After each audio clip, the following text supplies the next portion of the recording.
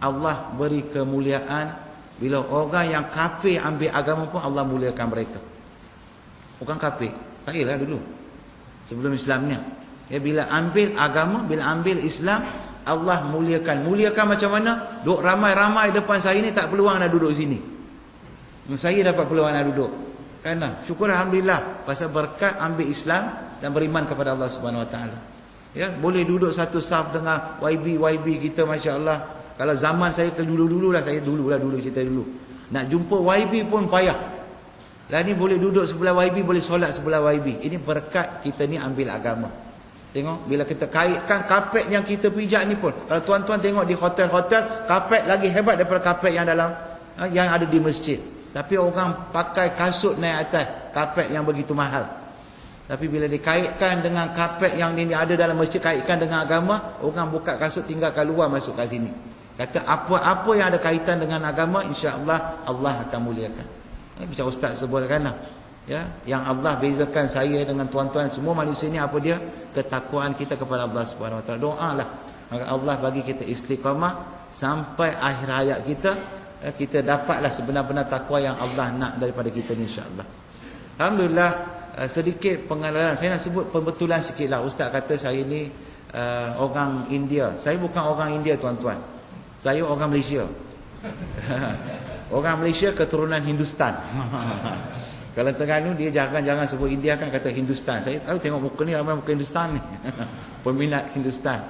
Dan ibu saya, ayah saya mereka beragama Hindu. Jadi saya pun dilahirkan dibesarkan seorang penganut agama Hindu dulu. Dan bila saya dibesarkan dengan satu kepercayaan, keyakinan. Saya sungguh-sungguh percaya, yakin apa dia agama yang pernah saya anuti dulu. Agama Hindu itu adalah agama yang benar. Dululah. Kalau ikut standard sekarang, letak berapa juta ringgit depan saya pun suruh sujud pada duit, memang wallahi saya takkan buat. Saya tahu beza antara apa dia yang maksudnya orang beriman kepada Allah, beriman kepada benda lain. Hari ini. Tapi di zaman waktu saya beragama Hindu, saya sungguh-sungguh berpegang dengan agama lama. Sebab saya selalu masa waktu remaja telah tertanya-tanya pada diri saya, kenapa Tuhan buat saya, jadikan saya, lahirkan saya keluarga yang agama Hindu? Ya, mesti ada sebab. Kenapa Tuhan jadikan mereka semua ni Islam? Mesti ada sebab. Tuhan jadikan mereka Islam supaya hidup Islam, mati Islam. Begitulah Tuhan yang jadikan mereka sebagai Islam lah yang telah jadikan saya sebagai Hindu dulu. Karena ada Tuhan lain, tuan-tuan? Ada Tuhan lain? Ada? Ada tak ada? Tak ada, kan? Jadi Tuhan yang sama yang jadikan tuan-tuan Islam, itulah Tuhan yang telah jadikan saya Hindu dulu. Dan ibu bapa saya pun Hindu. Jadi kadang-kadang sebab kawan-kawan saya yang bukan agama Islam selalu tanya, brother, ini orang Islam semua mati semua masuk syurga ke? Saya selalu jawab, belum tentu lagi lah. Kerana mati kita ni akhir kalam yang tentu kita pergi mana. Syurga neraka bukan hak kita tentukan. Itu kita masuk syurga pun dengan rahmat Allah Subhanahu Wa Taala. Ya, dia orang tanya, kita orang kafir ni mati semua masuk neraka ke? Saya kata itu pun belum tentu lagi. Saya pun lahir-lahir dapat visa, pasport masuk neraka dulu, kerana sebelum saya masuk Islam. Tapi hari ini saya ada peluang untuk masuk ke dalam syurga. Ada peluang, belum kata dijamin tu. Allah alam, Allah yang jamin kita masuk syurga. Kerana dah kata ada peluang. Kamu pun boleh dapat peluang nak masuk syurga. Macam mana? Engkau ikut aku sajalah. Ucap la ilaha illallah Muhammad Rasulullah, selesai masalah.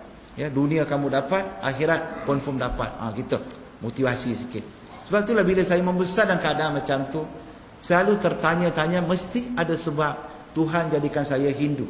Mungkin Tuhan nak saya belajar agama Hindu, berjasa kepada agama Hindu dan beramal dengan agama Hindu dan mati sebagai penganut agama Hindu. Itu mendatangkan minat untuk saya belajar agama Hindu. Alhamdulillah, syukur saya kepada Allah Ta'ala kerana antara 6 adik-beradik dalam keluarga saya selalu letak minat yang begitu mendalam untuk belajar agama Hindu waktu remaja. Kemudian semakin meningkat usia, semakin datang minat. Saya selalu dapat peluang, selalu pergi ke berhala kuil. Kerana dan sampai ke satu peringkat bila meningkat dewasa, mula mengajarkan agama Hindu. Ini macam ustaz sebut, memang ustaz. Dua ustaz, dulu ustaz, kini ustaz. Memang saya pernah mengajar agama Hindu. Walaupun mengajar, tapi saya tetap belajar. Kenapa?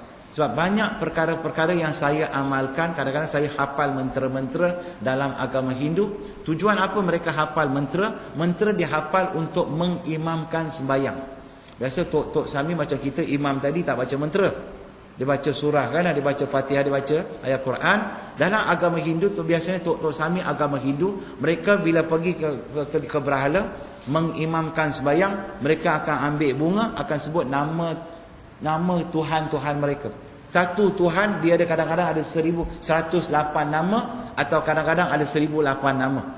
Ikut kita nak sugroh ataupun kubroh, nak hafal ni lah. Jadi Tok Imam dalam Hindu ni, Tok Sami Hindu, mereka akan sebut mentera-mentera. Om Vinayagaya nama, dia letak bunga. Om Vikna Rajaya nama, letak bunga. Om Ishwaraya nama, letak bunga. Letak bunga tak sebut lah, saya sebut lah. Dia macam tu, ini mentera. Dan waktu saya buat benda-benda ni, sebab minat saya pada agama, saya hafal. Tapi makna-makna apa yang saya baca, wallahi saya pun tak tahu. Macam kita baca Quran lah, berapa ramai yang faham Quran kan? Faham juga kan? Tapi ramai juga yang baca Quran tapi tak faham apa yang mereka baca. Dan Alhamdulillah, bila saya buat berusaha macam mana, pergi cari terjemahan, lihat terjemahan dalam bahasa Inggeris apa yang saya baca. Kemudian bila saya dah masuk ke universiti, saya dapat peluang untuk berguru dengan seorang mursyid agama Hindu. Dia ni guru kepada guru saya, di Perlis, negara Perlis. Dia tinggal di rumah guru saya. Guru saya ni seorang doktor, dia tu ketua pengarah hospital di Kangang. Dan saya pun tiap-tiap hujung minggu pergi belajar dengan dia. Dan di situlah saya dapat mula belajar kitab suci agama Hindu yang nama mungkin kita kenali, kitab Veda. Kenapa? Sebab saya sendiri tak mahir dalam bahasa kitab itu. Bahasa kita itu adalah bahasa Sanskrit. Dan Sanskrit bukan bahasa pertuturan atau komunikasi. Dia bahasa antara manusia dengan Tuhan. Digunakan dalam ritual-ritual keagamaan sahaja. Jadi kalau orang di Terengganu sini kata saya pandai cakap Sanskrit, memang temberang besar tu nama dia. Bahasa Sanskrit bukan bahasa pertuturan. Jadi bila saya datang minat nak tahu apa benda yang sebut kitab-kitab Hindu sebut ni, apa maksud mentera-mentera ini, Alhamdulillah dapat peluang belajar. Tapi yang bagus ini, semakin selama saya belajar agama Hindu, kitab suci agama Hindu, sepatutnya iman Hindu saya meningkat. Tapi sebaliknya pula yang berlaku. Kenapa? Semakin saya belajar, semakin timbul banyak kemusykilan. Banyak kemusykilan yang timbul kepada diri saya. Sebab contoh saya bagi, dalam kitab Veda yang disebut lebih 4,000 tahun dulu, dengan jelas disebut, dia kata apa? Igam, Ivad, Vityam. Ini bahasa Sanskrit. Tuhan kata Ega. Ega maksudnya perkenalkan diri sebagai Ega. Ega maksudnya apa? Esa. Tuhan memperkenalkan diri sebagai aku adalah Esa, satu dan bukan dua. Tuhan kata. Sempat tanya ustaz saya lah, ustaz Hindu lah, ustaz, kita kata Tuhan satu, kita kenapa banyak Tuhan-Tuhan? Kan kita tengok cerita Hindustan kan, dia banyak Tuhan-Tuhan dia kan. Kenapa kita banyak Tuhan-Tuhan? Ustaz saya pun dia tanya saya soalan, nama kamu siapa? Saya kata nama saya Dharma. Dulu ibu you panggil you macam mana? Dia panggil saya anak. Datuk you, dia panggil saya cucu. Kakak you, dia panggil saya adik. Adik you, dia panggil saya abang. Girlfriend you, dia panggil saya darling. You ni seorang ke 6 orang? Saya seorang lah. Saya seorang lah. Macam mana kamu seorang ada 6 nama panggilan? Begitulah Tuhan. Tuhan memang satu. Tapi Tuhan ada banyak nama panggilan, sifat-sifat Tuhan. Cuma sifat-sifat Tuhan ni telah diberi wajah dan dirupa kemudiannya, dia kata. Tuhan dia kata apa? Tuhan memang satu. Bukan saja dalam kitab itu, banyak lagi kitab. Contoh, kitab yang digunakan oleh ramai masyarakat India di Malaysia. Yang keturunan Tamil. Dalam bahasa Tamil disebut Karpanai Karanda Jodi Karunaye Wurvam Agi. Faham tuan-tuan? Orang yang palu ni faham. Maksudnya apa? Tuhan mengatakan, kita manusia tak ada kemampuan nak duduk fikir macam mana wajah Tuhan yang jodi. Tak boleh kita nak bayangkan wajah Tuhan yang jodi. Jodi ni apa? Kalau terjemah dalam bahasa Tamil ni disebut oli, maksud apa dia? Maksud dia cahaya. Light. Bahasa Arab kita sebut apa? Nur. Ya, dan sambungan pada ayat itu disebut apa? Karuniai wurumam agi. Dia kata Tuhan ada rupa dia. Tadi kata tak boleh tengok wajah Tuhan, tapi Tuhan ada rupa dia. Rupa dia apa? Karunai. Tadi kata tak ada, sekarang dia kata ada. Ayat yang sama. Dia kata rupa Tuhan itu apa dia? Bentuk Tuhan tu apa dia? Karunai. Karunai ini apa? Kalau terjemah dalam bahasa Melayu kita sebut Maha Pengasih, Maha Penyayang. Bahasa Inggeris kita sebut most gracious, most merciful. Ya, kalau bahasa Arab kita sebut apa kita sebut bahasa Arab? Ar-Rahman, Ar-Rahim. Ya, tengok bahasa yang berbeza. Tapi masyarakat Hindu beribu tahun dulu bila diturunkan ayat ni kepada mereka, ya, mungkin juga melalui perantaraan seorang nabi kepada mereka, apa mereka buat? Mereka letak pelita. Mereka nyalakan pelita. Dia kata cahaya pelita itulah sebagai nur pada waktu itu. Akal fikiran mereka itulah, waktu pemikiran mereka sejauh itulah mereka pergi boleh berfikir. Mereka terjemahkan ayat itu, letak pelita. Dia kata cahaya pelita itulah nur. Sebab tu mereka ada perayaan cahaya Deepawali. Kana, ya? Dan sebab zaman dulu lampu-lampu elektrik ni tak ada. Tak ada, mungkin perayaan cahaya dia pakai lampu-lampu macam ni. Kadang sambungan pada ayat tu disebut yang disebut karunai tadi tu. Ya, apa kaitan? Sebab Allah Subhanahu Wa Taala, ya, lebih hampir 1400 tahun dulu membetulkan kefahaman tersebut. Ya, dalam Al-Quran Allah sebut apa? Allah kata, Allah mengatakan dirinya sebut apa? Allahu nuru samawati wal ard. Ya, aku adalah nur jodi kalau ikut bahasa dia, ya, yang meliputi seluruh alam ni. Allah sebut langit dan bumi. Ya, bukan cahaya hak itu saja, malah cahaya Allah meliputi seluruh alam, seluruh langit dan bumi. Allah sebut. Subhanallah. Ya, sambungan pada itu. Ya, sebab tu saya kadang-kadang berbincang dengan masyarakat Hindu lah khususnya lah. Ya, mereka kadang-kadang datang bincang dengan saya dengan cara yang baik. Ya, kenapa kamu masuk agama Islam? Saya sebut, kalau saya masuk agama Islam, saya nak sembah Tuhan yang satu. Tuhan yang mana satu? Dia sebut dalam kitab Hindu tu.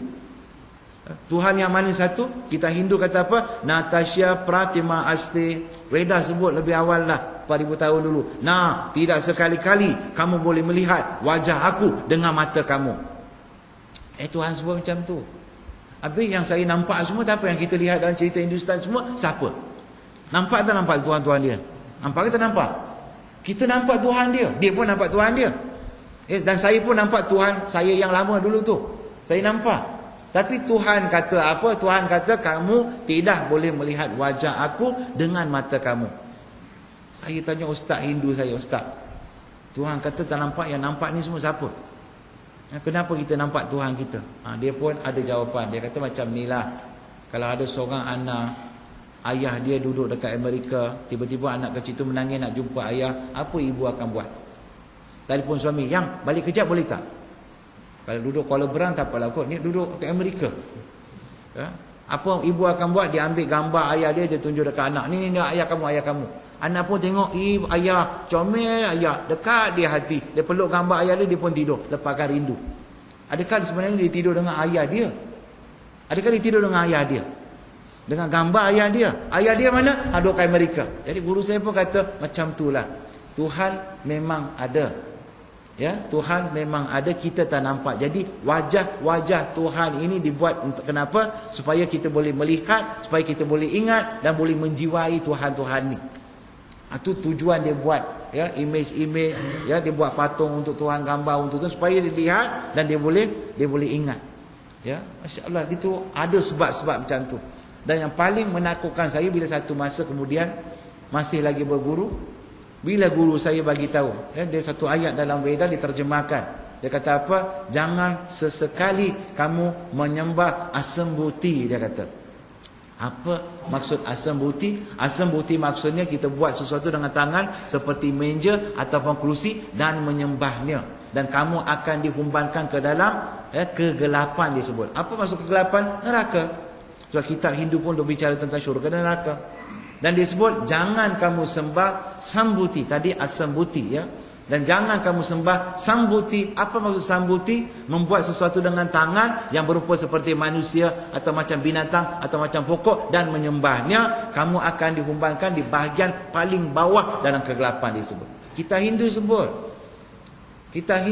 Dia sebut kepada siapa? Orang Hindu. Ya, orang Hindu.